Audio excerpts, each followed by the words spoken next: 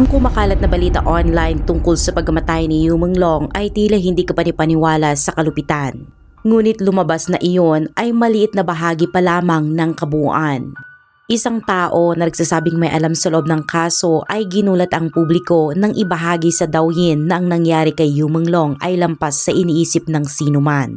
Ayon sa post, lahat ng ito ay habang siya ay buhay pa. Ang linyang ito ay nagbukas sa serye ng nakakabahalang paglalarawan sa paghihirap na halos hindi na siya makilala bilang tao. Samantala, sinasabing tahimik na sinusubukan ni Yanmi na iligtas ang isa pang Yu Menglong mula sa parehong madilim na sitwasyon. Kasabay nito, isang matapang na salaysay ang lumitaw na nagbunyag ng 7 nakatagong katotohanan tungkol sa kaso at naglantad kung paano walang tigil na nagkakalat ng maling impormasyon ang ilang komentador online upang itago ang tunay na pangyayari. Tuklasin natin ang lahat ng ito sa episode natin ngayong araw. Totoo bang si Yu Menglong ay nakaranas ng hindi masukat na paghihirap? Karaniwan, kapag pinag-uusapan ang kanyang pagkakapiit at pagkamatay, ginagamit ng marami ang salitang malupit para ilarawan ang mga responsable. Ngunit iyon ba ang buong katotohanan? Ayon sa taong nagsasabing may alam sa loob, ang inilathalang kwento sa Douyin ay halos nakakapigil ng hininga sa tindi. Sinabi niya, gaano kalupit ang pagtrato sa katawan. Ang mga chismis na kumakalat online ay hindi man lang kalahati ng alam ko. Nalaman ko ito ng maaga at hindi ako nag-aalinlangan. Ang mga pananakit at paghihirap ay isa lamang sa mga nangyari. Matagal nang kinontrol si Yu Menglong at muli, lahat ng ito ay habang siya ay buhay pa. Ipinagpatuloy ng post ang paglalarawan, sinabing ang katawan ay iniwan sa kondisyon na halos hindi na makilala at sumailalim sa matinding operasyon at pagtanggal ng ilang bahagi ng katawan. Ayon sa lumabas na ulat, ang sinasabing mga labi at video ni Yu Menglong ay ibinenta umano sa dark web. Kabilang dito ang mga materyales na naglalaman ng mga tissue ng tao at mga video ng pagpapahirap hanggang sa halos wala nang natirang buo sa katawan. Sa isa pang post ng parehong source, sinabi nitong ang ilang viral videos na nagpapakita ng mga taong buhat o yakap ay hindi ordinaryong eksena kundi umano'y may kinalaman sa mga bahagi ng katawan ni Yu Menglong. Ayon pa sa ulat, bago ito nangyari, si Yu Menglong ay pinagsamantalahan at pinahirapan ng salita ng isang grupo ng mga lalaki. Pinainom daw siya ng alak at binigyan ng mga gamot na pampamanhid o pampalito ng isip. Ngunit ayon sa nagpost, maliit lang daw ito kumpara sa mga sumunod na nangyari. Upang umano'y lumikha ng isang modelo, sinabing tinurukan ng gamot si Yu Menglong habang humihinga pa. Ipinahiwatig din ng account na mas mataas daw ang kalidad ng mga organo kapag kinuha mula sa isang taong buhay pa. Sinabi rin sa post na itinapon si Yu Menglong at nahulog sa hagdan ngunit hindi pa rin agad namatay. Ang kanyang katawan daw ay kinaladkad sa pasilyo at muling pinahirapan at ayon sa account, nagtiis siya hanggang sa huling sandali. Tanging nang isagawa raw ang isang matinding aksyon ay doon lamang naputol ang kanyang braso. Binanggit din sa post ang tungkol sa isang video na kinunan sa isang mamahaling restaurant kung saan maririnig umano ang ilang banyagang bisita na pinupuri ang eksena habang si Yu Menglong ay nakaupo malapit sa kanila. Lumabas din sa pahayag na tila pumili raw sila ng mga biktima sa lugar na iyon. Ayon pa sa nagbahagi ng impormasyon, ang mga biktima ay sinadyang gamutin bago ang insidente upang mapanatiling malinis ang mga organo at ginamit daw ang pagpapahirap upang makamit ang isang tiyak na itsura ng mga ito. Pagkatapos, ang mga organong iyon ay agad na ipinadala sa ibang bansa sa parehong gabi. Hindi pa nakikilala kung sino ang taong nagpost ng mga detaling ito at wala ring paraan upang mapatunayan kung totoo nga ang lahat ng sinabi. Ngunit kung kahit kalahati man lang ng kanyang mga pahayag ay may katotohanan, maaaring mahigit sa 100 ng tao ang direktang nasangkot kabilang umano ang mga kapitbahay, tauhan ng gusali at posibleng ilang pulis. Isang paparazzi naman ang sinasabing naglabas ng isang thread na naglalaman ng 7 nakakagulat na impormasyon tungkol sa kaso. Ngunit halos ilang minuto lang matapos itong maipost, agad itong nawala. Sa kabutihang palad, may ilang netizens ang nakakuha ng screenshots bago ito mabura. Ayon sa kanila, Ito ang 7 pangunahing punto ng naturang post. Una, direkta raw nitong itinuturo si Du Chang at nagbukas ng mga tanong na tila tahimik na nauunawaan ng lahat. Matapos ang insidente noong ika-11, nang tawagan daw ng mga tao si Du Chang, ang general manager nitong si He Xiaoting ang sumagot. Hindi umano nila na-contact si Du Chang mismo hanggang ika-14 kung kailan sinabi nitong hindi niya kayang panghawakan ang ganitong bagay. Nang muli nila itong subukang tawagan, pinutol na ang linya at nawala na ang komunikasyon. Sa pagitan ng ika-11 at ika-14, malinaw raw na may nakaschedule na shooting si Yu Menglong, ngunit sinabi ni Du sa mga fans na wala munang project hanggang ika-14. Ngunit sa mismong araw na iyon, nagsimula raw ang bagong shoot at mahigpit na ipinagbawal ang pagbisita sa set. Dito nagsimula ang mga tanong. Bakit daw unang nagkunwaring lubos na nalungkot si Du Chang pero kalaunan ay biglang naging malamig at tahimik? Bakit hindi niya sinabi sa mga fans ang totoong schedule at bakit gumawa siya ng huwad na alibay? Ikalawang punto, sinabi ng post na totoo raw ang mga balibalita tungkol sa mga lihim na silid at dapat itong imbestigahan. Ang pinaniniwalaang may-ari ng silid at ang producer ng Yisan Yan Yu, A Love Story of Oiled Paper Umbrella ay iisang tao raw, si Zhao Yunji. Ngunit nang tingnan sa Baidu, burado na ang pangalan ni Zhao Yunji sa listahan ng mga producer. Kaya't ang tanong ng marami, kung walang ginawang mali, bakit kailangang burahin? Habang sinusubukan daw nilang itago, lalo lang silang nagmumukhang may itinatago. Ang ikatlong punto, sinabi ng post na hindi kailanman natanggap ng pamilya ni Yu Menglong ang kanyang cellphone. Wala rin daw ito sa mga kamay ng kanyang malapit na kaibigan. Ang mga piraso ng impormasyon na ito ay nagdagdag lamang ng higit pang misteryo sa kaso. Isang kwento ng pagkalito, pagtatakip at posibleng sabuatan na hanggang ngayon ay patuloy na sinusubukang unawain ng publiko. Sa simula, si Du Chang umano ang huling taong may hawak ng cellphone ni Yu Menglong, ngunit hindi malinaw kung kanino ito napunta pagkatapos. Mas lalong naging kahina-hinala nang minsang mag-post si Song Yirin ng larawan sa Weibo kung saan makikita ang isang ganitong cellphone sa ibabaw ng mesa. Kaparehong-kapareho ng case na gamit ni Yu Menglong. Ika-4 na punto. Sa loob ng maraming taon, halos sa bawat proyekto na sinasalihan ni Yu Menglong, lagi siyang nasasangkot sa aksidente. Noong una, inisip ng mga tao na minalas lang siya, ngunit kung babalikan ngayon, tila may mas malalim na dahilan sa likod ng mga insidenteng iyon. At ayon sa post, iyon pa raw ang pinakamababaw na bahagi ng kwento. Sa likod ng kamera, sa pilitan daw siyang pinagdadayat ng labis, halos pinag-aayuno upang manatiling payat. Dahil dito, labis na nasira ang kanyang tiyan hanggang sa kinailangan siyang operahan. At totoong normal sa industriya na minsan ay masaktan ng isang artista sa shoot, minsan o 2 beses at maaari pa itong matawag na aksidente. Pero kung tuwing may proyekto na may nasasaktan, mahirap na sabihing tsamba lang iyon. Ganoon din sa pagdadayet. May pagkakaiba ang pagpapanatili ng imahe at sa pilitang gutumin ang sarili hanggang masira ang katawan.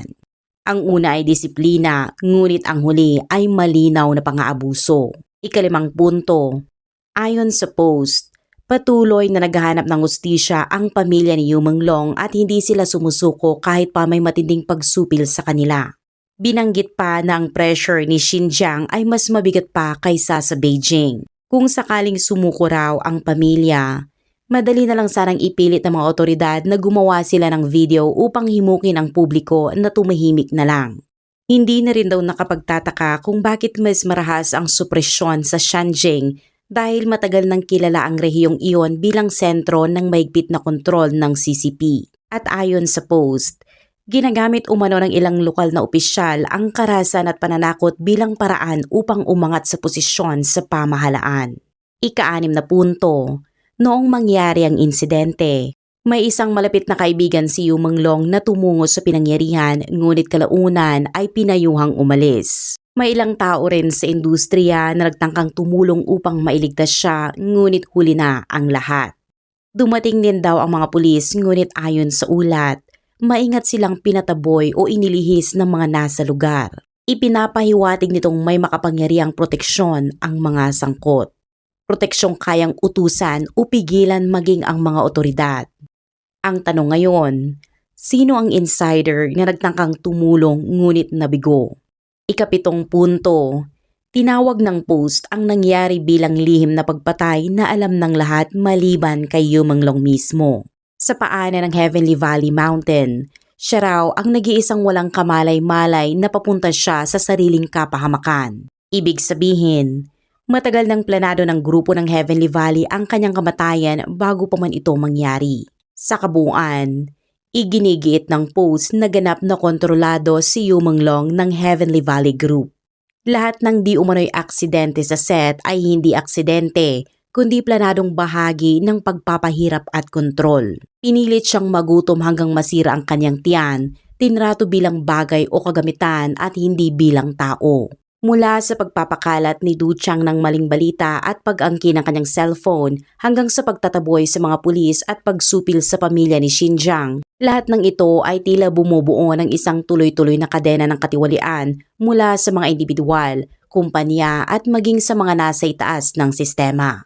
Isang operasyon na kasing sistema ng isang makina ayon sa paglalarawan ng Post. Ngayon, lumalaganap naman ang tanong, totoo bang maikalawang Yu Manglong na sinisikap iligtas ni Yan Mi? Katulad ni Yu Manglong, si Guo Junqian ay isang malinis at maayos ang imahe na batang aktor. Kamakailan, kumakalat online ang mga balitang nilagdaan umano ni Yan Mi si Guo Junqian sa kanyang agency at dahil dito, nasagip daw ang ikalawang Yu Manglong. Ngunit saan nga ba nagsimula ang kwentong ito? Ang pagkamatay ni Yu Manglong ay nagdulot ng matinding takot sa mga tagahanga at marami ang nagtatanong kung sino ang susunod. Pagkaraan ng ilang linggo, si Guo Junqian naman ang naging sentro ng atensyon ng publiko matapos mapansin ng mga netizens ang sunod-sunod na kakaibang pangyayari na tila hindi maituturing na simpleng pagkakatugma. Ang una ay may kinalaman sa isang kakaibang birthday cake. Sa kanyang ika-28 birthday livestream, binigyan siya ng staff ng cake na may disenyo ng 5 pulang melokoton o blood red peaches. Para sa ilang netizens, ang simbolong iyon ay may katumbas na kahulugan sa wikang Chino na maaaring isalin bilang walang takas. Ang ikalawa ay isang kahina-hinalang senyas. Habang nasa livestream at sa isang larawan, ilang ulit na napansin si Guo na gumagawa ng kakaibang kumpas ng kamay. May nagsabing ito raw ay senyas ng tulong habang ang iba naman ay nagsasabing tila international na distress signal ang ipinapahiwatig. Ang ikatlo namang pagkakatugma ay lumabas matapos pumutok ang kaso ni Yu Manglong. Nadiskubre ng mga netizens na ang kumpanya ni Guo, ang Shanghai Chiming Film and Television Culture Studio ay nakarehistro ng military trademark sa Class 13, isang kategoryang umano'y madalas gamitin bilang harapang kumpanya para sa money laundering. Bukod pa rito, lumabas na si Guo mismo ay may isa pang kumpanyang nakarehistro rin sa ilalim ng katulad na trademark na may kinalaman sa military o fireworks. Ang pagsasama-sama ng tatlong insidenteng ito ay nagpataas ng alarma sa mga fans na ngayon ay nag-aalala para sa kaligtasan ni Guo Junqian. Sa panahong iyon, kumalat online ang isang leak list ng mga artist sa bagong agency ni Yang Mi, ang Tianyu Entertainment at kabilang daw sa listahan si Guo Junqian. Bagamat hindi pa kumpirmado ang listahan, marami ang naniniwalang matapos matutunan ni Yang Mi ang aral sa nangyari kay Yu Manglong, ginagawa na raw niya ang lahat para mailigtas si Guo mula sa kaparehong kapalaran. Ngunit saan nga ba nanggaling ang teoryang ito? Nang sumabog ang kaso ni Yu Manglong, nagsimulang hukay ng mga netizens ang halos 20 taong kasaysayan ng EE Media at Tianyu. Nakita nila ang paulit-ulit na pattern ng misteryosong pagkawala at pagkamatay ng ilang personalidad gaya ni Tan Beixin Shan Yubu, Bianche, Ben Shi at Xiao Renliang. At ayon sa mga taga-subaybay, hindi na ito maituturing na pagkakataon lamang. May isang feng shui master na nagngangalang Ma Xia na nagsasabing ang lahat ng ito ay bahagi ng isang matagal ng ritual na paghahandog ng tao. Isang madilim na seremonya na umano'y inihanda pa noon bilang pagtatanggol sa emperador ng kasalukuyang panahon. Ayon sa kanya, sa pagitan ng 2025 at 2026, Nakatakdang dumaan sa malaking kapahamakan ang emperador kaya't pinaniniwala ang kailangan ng siyam na handog. Ang proseso raw na ito ay nakaugnay sa Great Golden Dragon Formation, isang espiritual na estruktura na inihandang mabuo sa loob ng 7 hanggang 8 taon para sa leader ng partido. Bago si Yu Menglong, kabilang daw sa mga nauna ang isang mongheng tinawag na Chu Feng at ilang iba pa. Ayon sa ulat, si Yu ang ika-4 o ika-5 sa sinasabing siyam na napiling handog. Pagkatapos ng kanyang pagkamatay, bumagsak ang stock prices ng EE Media at Mango Excellent Media at iniulat na nagtakbuhan ang ilang opisyal ng kumpanya. Makalipas ang ilang buwan, natuklasan na tahimik na pinalitan ng EE Media ang pangalan nito sa Tianyo Digital Technology na tila para makatakas sa kontrobersiya. Bunga nito, naglunsad ng malawakang boycott ang mga netizens laban sa naturang kumpanya.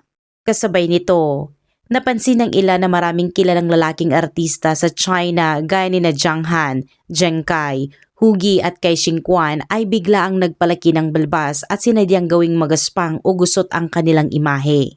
Ayon sa mga netizens, sinadya raw nilang papangitin ang sarili upang hindi mapansin o mapili ng mga makapangyarihang grupong umano'y may kaugnayan sa kaso ni Yu Menglong. May nahanap pa silang lumang video ni Hugi kung saan sinabi niyang kung hindi niya binago ang kanyang imahe, baka patay na siya ngayon. Para sa marami, ito raw ang malagim na realidad na nakatago sa likod ng makintab na mundo ng showbiz sa China. Noong ika-30 ng Oktubre, sinuspende ang pangunahing account ni Lin Beichuan, isang dating veterano matapos sabihing labag sa patakaran ang kanyang verified veteran status. Bago pa iyon, nanawagan si Lin sa Weibo sa kanyang mga kapwa veterano na isampa sa mas mataas na otoridad ang kaso ni Yu Menglong upang ilantad ang katotohanan. Binanggit din niya na ang tanging pumipigil sa kapangyarihan ng politika ay ang militar dahil ito ang balanse ng kapangyarihan sa bansa. Ang kanyang katapangan ay nag-udyok ng malawak na suporta ng publiko at nag-viral ang kanyang mga post sa Weibo. Ayon kay Lin, ang mga post na agad na binubura, iyon ang kadalasang totoo. Sapagkat kailanman, hindi hinahayaan ng pamahalaan na kumalat ang katotohanang impormasyon. Ang natitira online ay yung mga peking naratibo na nais nilang ipaniwala sa publiko. Mayroon din isang netizen mula sa mainland China, hindi man fan ni Yu Menglong na lumantad upang ibahagi ang kanyang karanasan matapos lumaban sa mga makapangyarihang grupo sa loob ng 4 na taon para protektahan ang kanyang iniidolo. Bagaman wala pa rin siyang nakikitang hustisya, patuloy siyang naninindigan. Ayon sa kanya, maraming marketing accounts ngayon ang nagkakalat ng maling impormasyon tungkol sa kaso ni Yu Menglong kaya't gumawa siya ng mahabang post upang turuan ng publiko kung paano ito labanan. Una, aniya, dapat isipin ng mga tao ang pananaw ng mga makapangyarihan. Ang pangunahing layunin nila ay ang patahimikin ang pangalan ni Yu Menglong. Unti-unti nilang gustong mawala ang atensyon mga tao at fans. Dahil kapag nakalimutan na siya ng lahat, saka lang daw magiging ganap ang kaligtasan ng mga sangkot sa kaso. At para makamit iyon, ginagamit nila ang lahat ng paraan. Una, ang pagbubura ng mga post, pagbabawal ng mga komento at paglalak ng mga account. Sunod, ang moral manipulation. Mga pahayag tulad ng respeto sa yumao o huwag gawing content ang patay na ginagamit upang patahimikin ang mga tao.